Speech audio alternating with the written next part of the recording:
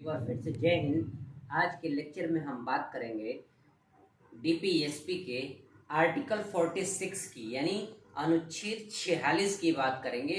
और यह अनुच्छेद 46 आर्टिकल 46 राज्यों को ये निर्देश देता है कि अनुसूचित जातियों, अनुसूचित जनजातियों और जो अन्य दुर्बल वर्ग के लोग हैं, आय में जो दुर्बल वर्ग है, उसके शिक्षा और अर्थ की अभिवृद्धि के बारे में योजनाएं बनाएंगे ताकि उनकी शैक्षिक उन्नति हो सके और आर्थिक विकास हो सके। तो मुख्य रूप से समझिए, आर्टिकल 46 राज्यों को यह निर्देश देता है कि आप अपने राज्य में रहने वाले अनुसूचित जाति, अनुसूचित जनजाति के साथ साथ अन्य दुर्बल आय वर्ग के लोगों के लिए शिक्षा में और उनके आर्थिक अभिवृद्धि के लिए क्या करेंगे, काम करेंगे।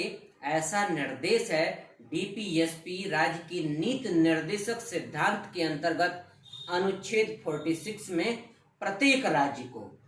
समझिए बात को, एससी, एसटी और अन्य जो इकोनॉमिक रूप से वीक है, जो आर्थिक रूप से जो कमजोर हैं, उनके शैक्षिक उत्थान के लिए और उनके आर्थिक विकास के लिए योजनाएं बनाएंगे और उन्हें लागू करके इनको भी शिक्षा में और आर्थिक रूप से समृद्ध बनाने के कार्य सभी राज्यों को समय समय पे करना होगा। जैसे ही राज्यों के पास आर्थिक स्थिति ठीक आती है, इनके शैक्षिक और आर्थिक कल्याण के लिए योजनाएं बनाएंगे। एक बार ब्लैक बोर्ड पर देखिए, फिर लेक्चर विस्तार से। राज्य की नीति निर्देशक तत्व DPSP directive principles of state policy अनुच्छेद 36 से अनुच्छेद 51 तक के क्रम में आज हम बात करेंगे अनुच्छेद 46 के अनुसूचित जातियों, अनुसूचित जनजातियों, इसे एससी और एसटी कहते हैं, और अन्य दुर्बल वर्गों। अब यहाँ अन्य दुर्बल वर्गों से तात्पर्य हो गया सभी में, ऐसा नहीं कि जनरल ओबीसी को छोड़ दिया गया। हाँ, प्रमुख रूप से एससी और एसटी की बात इसलिए करी गई है क्योंकि ये सामाजिक दृष्टिकोण से मुख्य धारा से उस समय बहुत पिछड़े थे, तो ये बातें उसमें जोड़ दी गई कि आने वाले समय में जैसे ही राज्यों की स्थिति ठीक होगी, आर्थिक स्थिति ठीक होगी, राज्यों के पास अपना संसाधन होगा अच्छा खासा, तो वो आर्टिकल 46 के तहत ये निर्देश दिया गया डीपीएसपी के तहत सभी स्टेट को, सभी राज्यों को, चाहे वो केंद्र सरकार हो, चाहे वो स्टेट गवर्नमेंट हो, या कोई भी जो अपने आप में राज्य है, कि वो आप इन सबके लिए नीतियां बनाएंगे जिससे इनका शैक्षिक उत्थान हो और अर्थ संबंधी इनके हितों में अभिवृद्धि हो। ये बातें आर्टिकल 46 में बताई गई। भाग 4 में, भाग 3 में क्या है? भाग 3 में मौलिक अधिकार है और भाग 4 में क्या है? डीपीएसपी है। डीपीएसपी 36 से 51 तक है। तो आज हमारी बारी है आर्टिकल 46 की। समाज के कमजोर वर्गों, विशेष रूप से एससी और एसटी या अन्य दुर्बल वर्गों के शैक्षिक और आर्थिक हितों को बढ़ावा देने, उन्हें सामाजिक अन्याय और हर प्रकार के शोषण से बचाने का प्रावधान करना है। कहने का तात्पर्य संविधान का भाग 4 डीपीएसपी आर्टिकल 46 ये कहता है कि राज्य के अंदर स्थित विशेष रूप से एससी और एसटी या अन्य जो दुर्बल वर्ग है, जिनकी आय बहुत कम है, जो आर्थिक रूप से वीक है, इकोनॉमिकली वीक है, उन सबके शैक्षिक और आर्थिक उत्थान के लिए राज्यों को योजनाएं बनानी होगी जिससे इनका शैक्षिक उत्थान हो सके और आर्थिक विकास हो सके। और इसके साथ साथ राज्यों को यह भी निर्देश दिया गया कि इनका किसी भी प्रकार से शोषण न होने पाए। समझिए बात को, किसी भी प्रकार से शोषण से भी बचाना है इन वर्गों को, चाहे वो एससी हो, एसटी हो, या किसी भी वर्ग का दुर्बल इकोनॉमिक आय वाला जो व्यक्ति होगा, उन सबको शोषण से भी बचाने की योजना आपको बनानी होगी। और इतना ही नहीं, किसी भी प्रकार के सामाजिक अन्याय से भी आपको इनकी रक्षा करने के लिए नीतियां बनानी होगी, लागू करनी होगी, ताकि ये भी अपने आप को सामाजिक रूप से हीन भावना या किसी भी प्रकार के भेदभाव का शिकार न समझें। तो ये मतलब है इसका आर्टिकल 46 का। पढ़ें, बढ़ें, आगे बढ़ें। शिक्षित, जानते हैं शिक्षा किसी भी व्यक्ति के जीवन के स्तर को, रहन सहन के स्तर को और आर्थिक स्तर को भी बढ़ावा देती है। कामयाब हो गया किसी भी फील्ड में तो आर्थिक उन्नति भी कर सकता है। यानी यूं कह सकते हैं कि शिक्षा सबसे महत्वपूर्ण पहलू है। अगर व्यक्ति को शिक्षित, जैसे आपने देखा शिक्षा को मूलभूत अधिकार में जोड़ दिया गया है 21A के तहत, तो इसी तरीके से ये जो चीजें हैं इनको देने की राज्यों की जिम्मेदारी होगी। हालांकि इस पे सरकार को कोई बाध्य नहीं कर सकता इन बातों को। ये सरकार की आर्थिक संपन्नता, आर्थिक उसकी जो संसाधन है उसके ऊपर निर्भर होता है। कोई व्यक्ति, कोई नागरिक उस राज्य का इसके लिए कोर्ट नहीं जा सकता। लेकिन इसका मतलब ये नहीं कि राज्यों को ये लागू नहीं करना होगा, नहीं, राज्यों के लिए ये कर दिया गया मौलिक, और इसे लागू करना उसके कर्तव्य से जोड़ दिया गया। तो इस तरह से आर्टिकल 46 में शैक्षिक उत्थान और आर्थिक उत्थान, जो दुर्बल आय वर्ग के लोग हैं उनके आर्थिक उत्थान की भी बात कही गई। समय समय पर आप देखते होंगे बहुत सारी योजनाएं चलती हैं जो कमजोर आय वर्ग के लिए होती हैं। 1 मिनट पूरा ब्लैक बोर्ड देख लें, फिर लेक्चर लिखता है। शैक्षिक व आर्थिक विकास, आर्टिकल 46 कहता है इन सभी वर्गों का सबसे पहले शैक्षिक विकास होना चाहिए, सबको पढ़ने का अवसर मिलना चाहिए। ऐसा नहीं कि ये कमजोर हैं तो ये शिक्षा से वंचित हो जाए, ऐसा नहीं करना। राज्यों को ये निर्देश है कि आप इन्हें भी पढ़ने का पूरा अवसर दें, आगे बढ़ने का पूरा अवसर प्रदान करें। दूसरा, आर्थिक विकास की योजनाएं बनाएं जिससे इन जो कम आय वर्ग वाले लोग हैं इनको भी आर्थिक लाभ मिल सके, वो भी समाज के बराबरी पे आ सके, यानी गैर बराबरी दूर हो।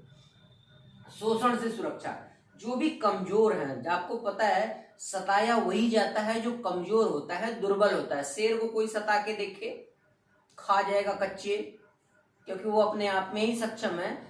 तो किसी प्रकार का इनका शोषण न होने पाए, चाहे आर्थिक हो, चाहे सामाजिक हो, किसी भी राजनैतिक हो, समझिए बात, किसी भी प्रकार के शोषण से सुरक्षा करने की जिम्मेदारी राज्य की होगी। सामाजिक अन्याय से, यानी किसी भी प्रकार का सामाजिक भेदभाव, सामाजिक असमानता, गैर बराबरी, इन सब बातों को इन्हें फेस न करना पड़े, इसके लिए भी राज्यों को जिम्मेदारी दी गई कि आपका परम कर्तव्य है कि आप इन बातों का ध्यान रखेंगे। इसके लिए SC, ST और अन्य सभी दुर्बल वर्गों को ध्यान देना। अन्य सभी दुर्बल वर्गों में सभी आ जाते हैं। जैसे वर्तमान में EWS, इकोनॉमिकली जो वीक हैं, समझ रहे हैं ना, उनके लिए EWS की व्यवस्था की गई है, जनरल कैटेगरी के लोगों के लिए। तो ये सब इसी का हिस्सा है, समझ रहे हैं बात को। आगे आइए देखिए इसका प्रभाव और क्रियान्वयन। जैसे समय समय पर कमजोर आय वर्ग के लोगों को, SC, ST के बच्चों को, सबको किस चीज की व्यवस्था है? छात्रवृत्ति की है, स्कॉलरशिप की व्यवस्था है, ताकि वह पैसे की कमी से अपनी पढ़ाई न छोड़ सके। उन्हें स्कॉलरशिप दी जाती है ताकि वह इस स्कॉलरशिप से अपनी आगे की पढ़ाई पूरी कर सके, जारी रख सके। और आरक्षण, इन कमजोर आय वर्गों के लिए अलग से कोटा निर्धारित होता है, जिन कोटा के अंतर्गत इन्हें अवसर दिया जाता है कि इस वाले में आप कमजोर वर्ग के लोगों को ही एडमिशन मिलेगा, चाहे नौकरी में आरक्षण मिलेगा। ये सब चीजें चाहे वो शिक्षा की हो चाहे नौकरी की हो, ये व्यवस्था करके रखी गई। विशेष कानून देखना, विशेष कानून SC, ST अत्याचार निवारण अधिनियम 1989। 1989 का जो SC, ST अत्याचार निवारण अधिनियम है, ये इसीलिए बनाया गया कि इनका कोई शोषण न कर सके और कोई सामाजिक रूप से इन पे अत्याचार न कर सके, सामाजिक अन्याय न कर सके। इसीलिए SC, ST के सुरक्षा के लिए ये कानून लाए गए, जिसे हम SC, ST एक्ट 1989 कहते हैं, सुरक्षा अधिनियम। किसका? SC और ST के लिए। क्यों? क्योंकि समय समय पर देखते, वही बात बताई ना कि जो मजबूत है, ताकतवर है, उसको क्या कोई सताएगा? सताया वही जाता है जो कमजोर होता है। तो इन कमजोर वर्गों को सामाजिक अन्याय और शोषण से बचाने के लिए ऐसे कानून संरक्षण देते हैं कि लोग एक बार उन्हें टॉर्चर या सताने या किसी भी प्रकार के भेदभाव करने से डरें, इसलिए ये कानून बनाए गए हैं। आर्थिक कल्याणकारी समय समय पर यह व्यवस्था दी गई कि ये कमजोर वर्गों को पढ़ने के लिए, रोजगार करने के लिए या कोई अपना स्वरोजगार करने के लिए इन्हें रियायती दरों पर सरकारी बैंकों से या सरकार की तरफ से आर्थिक सहायता, ऋण या कर्ज, लोन जिसे आप कह सकते हैं, प्रदान किया जाएगा, जिससे इनका कौशल विकास हो सके या अपना ये खुद का रोजगार करना चाहें तो ये रोजगार भी कर सकें। इसके लिए आर्थिक सहायता सस्ते दरों पर लोन की व्यवस्था कौन करेगी? राज्य करेंगी, चाहे वो भारत सरकार हो, चाहे राज्य सरकारें हो, चाहे कोई लोकल गवर्नमेंट हो, चाहे नगरीय प्रशासन हो, जो भी लोकल बॉडीज वगैरह जो भी राज्य की परिभाषा के अंतर्गत आते हैं, उनके अंतर्गत रहने वाले इन SC ST और कमजोर आय के वर्गों में। अच्छा, कमजोर आय वर्ग आने से एक चीज क्लियर हो गई कि इसमें जनरल, OBC सबकी बात की गई है। SC ST की विशेष तौर से बात इसलिए की गई कि उस समय SC ST की हालत वास्तव में बहुत खस्ते थे, बहुत खराब थे, तो इसलिए स्पेशल खोल दिया गया। लेकिन जब कोई और वंचित न रह जाए तो दुर्बल वर्गों को भी जोड़ दिया, जिसमें सभी सामान्य और OBC सबकी बात आ जाती है। इसलिए कोई ये नहीं कह सकता कि केवल ये SC ST के लिए कहा गया है। वर्तमान में EWS जो कोटा दिया जा रहा है वो इसी के अंतर्गत आप कह सकते हैं कि इसी से प्रेरित है, इसी DPSP आर्टिकल 46 से प्रेरित है, जिसका लाभ सामान्य वर्ग के आर्थिक रूप से कमजोर छात्रों को, प्रतियोगी परीक्षा में बैठने वाले जो प्रतिभागी हैं उनको, या नौकरी में EWS का आरक्षण देकर के सामान्य वर्ग को भी भरपूर लाभ दिया जा रहा है। इसलिए कोई ये नहीं कह सकता कि ये केवल SC और ST के लिए है। आइए देखिए इसका महत्व क्या है, आर्टिकल 46 का आखिर महत्व क्या है। आर्टिकल 46 समानता के अधिकार को मजबूती देता है, सकारात्मक संवर्धन करता और नकारात्मक संरक्षण करता है। ये बड़ी महत्वपूर्ण बात है, समानता के अधिकार को मजबूती। पहला देखिए, ये आर्टिकल 46 क्या करता है? समानता के अधिकार को मजबूती देता है, यानी जो राइट टू इक्वालिटी, हमारा जो फंडामेंटल राइट्स है, उसको ये क्या करता है? मजबूती देता है। किस प्रकार से?